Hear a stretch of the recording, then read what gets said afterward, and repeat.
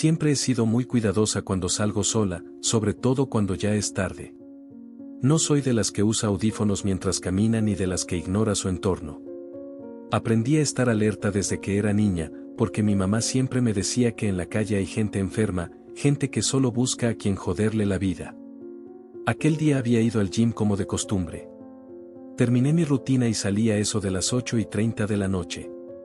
Estaba oscuro, pero la calle por donde camino de regreso a mi casa no es particularmente solitaria. Hay casas, comercios cerrados y de vez en cuando pasan coches. Yo vivo a unas 5 cuadras del gym, y aunque normalmente me regresaba acompañada, esa noche me tocó ir sola. No sentí nada raro al principio.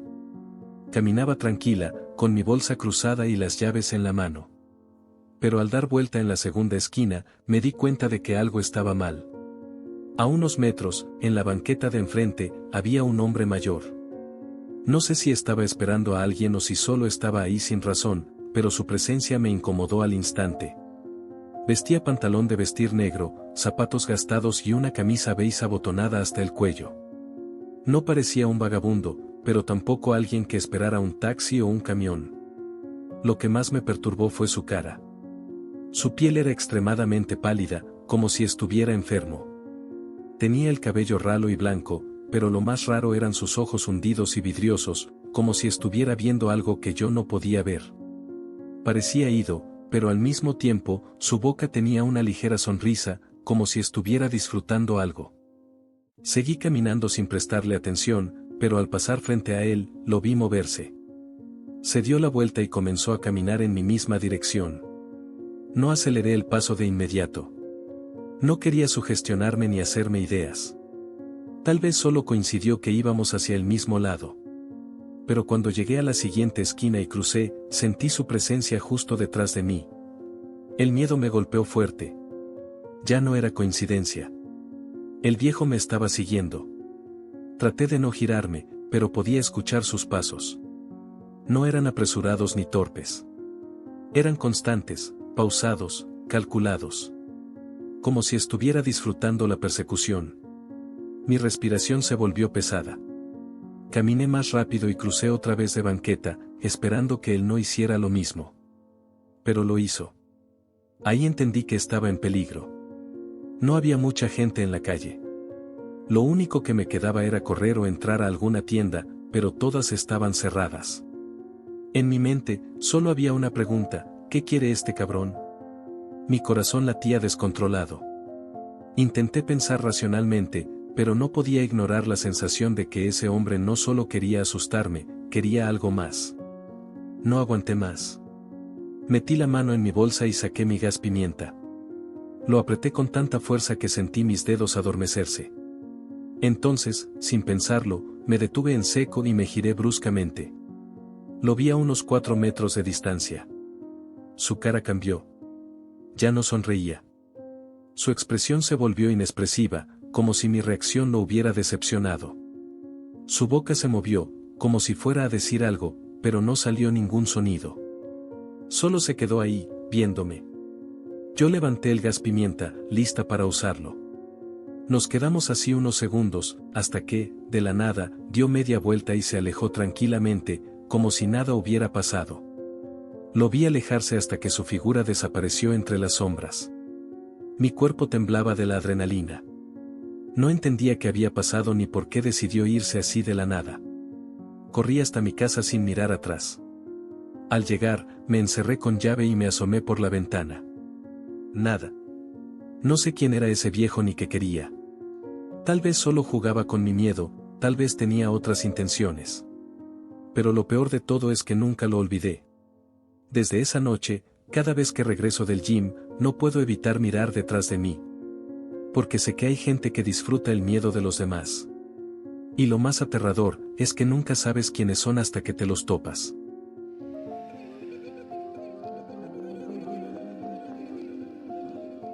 Ser mamá primeriza me llenó de miedos que nunca había sentido antes. Antes, cuando caminaba sola por la calle, me sentía segura, confiada. Ahora, con mi bebé en brazos, todo parecía un peligro. Cada sombra me inquietaba, cada ruido me ponía en alerta. Era un instinto que no podía apagar, como si mi cuerpo estuviera programado para reaccionar al más mínimo indicio de amenaza. Aquel día, como de costumbre, decidí sacar a mi bebé al parque después de comer. Era una rutina que habíamos adoptado, caminar un poco para que le diera el aire y se relajara antes de la siesta. Me gustaba sentir el sol en la piel, la brisa ligera moviendo las hojas de los árboles. Había aprendido a disfrutar esos pequeños momentos de paz, aunque en el fondo siempre estuviera alerta. El parque no estaba vacío, pero tampoco lleno. Un par de niños jugaban en una resbaladilla al otro lado de la explanada, sus risas resonaban en la distancia. Una señora mayor alimentaba a las palomas en una banca, arrojando migajas de pan al suelo con movimientos mecánicos. Todo parecía normal, cotidiano. Empujé la carreola por el sendero de gravilla, sintiendo el crujir de las piedritas bajo mis zapatos. Mi bebé dormía profundamente, su respiración era suave y tranquila. No había nada de qué preocuparme. Hasta que lo vi. A lo lejos, en la parte menos iluminada del parque, de pie junto a un árbol, había un hombre observándome. Al principio, pensé que solo era alguien descansando. Su postura era extraña, rígida. Vestía pantalón oscuro y una camisa holgada y amarillenta, como si alguna vez hubiera sido blanca pero ahora estuviera manchada por el tiempo y el descuido. Su cabello era ralo, sucio, y su piel extremadamente pálida. Pero lo que más me perturbó fue su rostro. No tenía expresión. Solo me miraba. No hacía nada más. Solo estaba ahí, en la sombra, mirándome fijamente, como si estuviera esperando algo. Un escalofrío me recorrió la espalda. No era raro encontrar gente extraña en la calle, pero había algo en el que no me gustaba. Algo en su mirada me hacía sentir vulnerable. Intenté ignorarlo y seguí caminando, fingiendo que no me había dado cuenta. Pero cuando volví a levantar la vista, se había movido unos metros más cerca. No lo había visto caminar. No había escuchado sus pasos. Pero ahora estaba más cerca. El aire se sintió pesado en mis pulmones. No quise entrar en pánico. Tal vez solo era una coincidencia. Tal vez estaba esperando a alguien. Me repetí esas ideas como si fueran un mantra, pero mi instinto me gritaba otra cosa. Empujé la carreola con más fuerza y seguí caminando. Pero al rodear la fuente central y voltear de reojo, lo vi de nuevo. Estaba aún más cerca. Mi cuerpo entero se tensó. Definitivamente me estaba siguiendo. Ya no había niños en la resbaladilla. La señora de la banca ya no estaba. El parque estaba vacío. No podía correr, no podía soltar la carreola y salir huyendo. Mi bebé estaba ahí, dormido, indefenso. Tenía que mantener la calma. Apresuré el paso, sintiendo como mi respiración se volvía errática. El sendero de gravilla parecía más largo de lo normal. La salida del parque seguía estando demasiado lejos. Entonces, escuché los pasos. No eran apresurados, no eran torpes. Eran firmes, calculados, como si estuviera disfrutando la persecución. Mi corazón latía con fuerza en mis oídos. Me atreví a girar la cabeza. El hombre estaba justo detrás de mí. Su expresión no había cambiado. No parecía agitado ni ansioso. Solo me miraba, con esos ojos hundidos y vacíos. Fue entonces cuando lo vi meter la mano en su bolsillo y sacarlo. Un cuchillo. Grande, con la hoja opaca, sucia. No supe si era mugre o algo peor.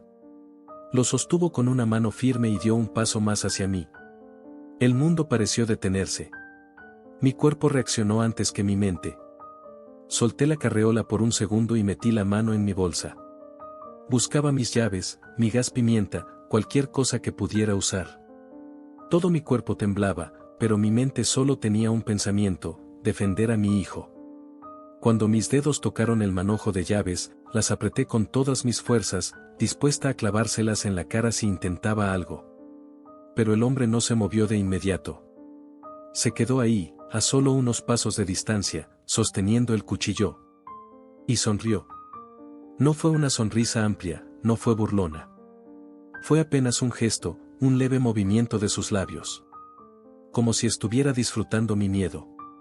El terror me recorrió la espalda como un latigazo. No podía respirar, no podía pensar. Solo quería salir de ahí. Fue entonces cuando grité. Un grito largo, desesperado, lleno de puro pánico. El sonido resonó en el parque vacío, rompiendo el silencio de la tarde. Mi bebé se movió en la carreola, despertando sobresaltado. El hombre no reaccionó al principio. Solo me siguió viendo. Pero entonces, como si el grito hubiera cambiado algo en su interior, guardó el cuchillo en su bolsillo y dio un paso atrás. No corrió. No huyó. Simplemente se alejó. Lo vi caminar tranquilamente hacia los árboles, perdiéndose entre las sombras, como si nada hubiera pasado. Como si solo hubiera querido ver hasta dónde llegaba mi miedo. Mis piernas se sentían débiles. La garganta me ardía. Tomé la carreola y, sin pensarlo 2 veces, corrí hacia la salida del parque. Cuando llegué a la calle, miré alrededor. Había autos pasando, personas caminando. Todo parecía normal.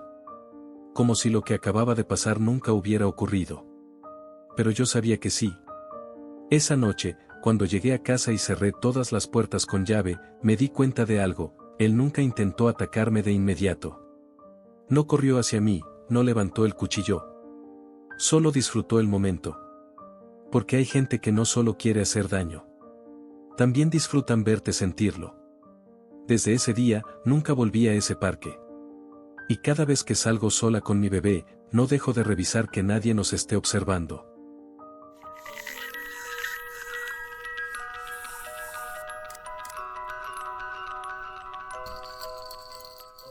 Ser madre te cambia de formas que nunca imaginaste. Nadie te dice que, desde el momento en que cargas a tu hijo por primera vez, toda tu vida deja de ser tuya. Cada decisión, cada acción, todo lo que haces, es con la intención de protegerlo. Y cuando lo peor sucede, cuando la pesadilla que siempre temiste se hace realidad, ya no vuelves a ser la misma persona. Mi hija, Camila, tenía 22 años cuando se la arrebataron de la peor manera posible. Era una muchacha alegre, llena de vida. Desde pequeña se había interesado en el ejercicio. No porque quisiera un cuerpo perfecto, sino porque amaba la disciplina, la rutina, el esfuerzo. Cuando cumplió la mayoría de edad, se inscribió en un gimnasio cerca de la casa. Era su lugar seguro. Nunca imaginó que, en ese mismo sitio, alguien la estaba cazando. El maldito enfermo que se obsesionó con mi hija era un hombre como cualquier otro. Uno de esos que pasan desapercibidos. No era particularmente musculoso, ni atractivo, ni llamativo. Era un fantasma en la multitud. Iba al gimnasio todos los días, pero no para entrenar. Su verdadera rutina era observar. Desde el primer día que vio a Camila, todo cambió en su cabeza. No era solo deseo. No era simple atracción. Era hambre. Obsesión. Se aprendió sus horarios, memorizó cada prenda que usaba, cada ejercicio que hacía. Sabía qué días usaba leggings, qué días prefería shorts, qué días llegaba con prisa y qué días se quedaba más tiempo. La grababa en secreto. Con su celular, escondido entre los aparatos, entre las bancas, entre las pesas. Guardaba cada video.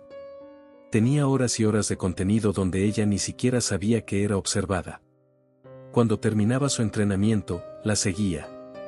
No todos los días, solo lo suficientes como para que ella nunca notara un patrón. Sabía dónde vivía.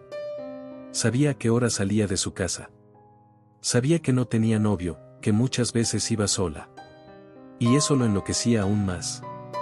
No se trataba de si lo haría o no. Se trataba de cuándo. La noche en que todo pasó, Camila salió del gimnasio como cualquier otro día. Eran las 9:30 de la noche. Estaba cansada, revisando su celular mientras caminaba hacia su coche en el estacionamiento. Y él estaba ahí. Esperándola. No puedo describir lo que sucedió después. No puedo escribirlo sin sentir que me estoy muriendo un poco más por dentro. Solo puedo decir que la última imagen que quedó grabada en las cámaras del gimnasio fue la de un hombre con gorra negra siguiéndola hasta su coche. Luego, desapareció. Llamé a su celular una y otra vez. Buzón. Intenté no entrar en pánico. Pensé que quizás se había quedado con una amiga.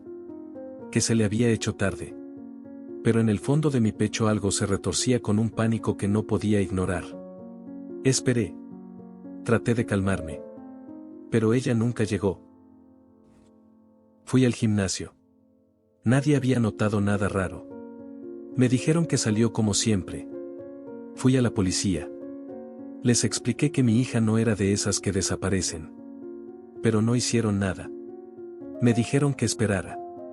Que quizá volvería. Esperé. Esperé. Y al día siguiente, recibí una llamada. No puedo describir lo que me dijeron. No tengo las palabras para explicar lo que le hicieron. Solo diré que la encontraron en un terreno baldío, lejos de la ciudad. Su cuerpo estaba irreconocible. Había señales claras de que no solo la mataron, sino que la hicieron sufrir de las peores maneras posibles. La golpearon. La quemaron. La cortaron. La usaron hasta que ya no quedó nada de ella. Los forenses dijeron que probablemente duró horas con vida, soportando un infierno que ni en mis peores pesadillas me habría imaginado. Pero lo peor de todo fue cuando la policía revisó su celular. Porque ahí encontraron los videos. Descubrieron que este maldito enfermo había grabado todo. Desde los primeros días en el gimnasio, hasta los últimos momentos de mi hija. Todo. No solo lo hizo. Lo disfrutó.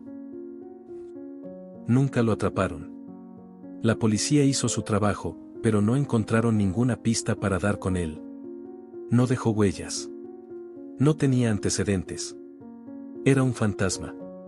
La única pista que dejaron los videos fue su respiración. En cada grabación, mientras filmaba a Camila, se escuchaba su respiración entrecortada.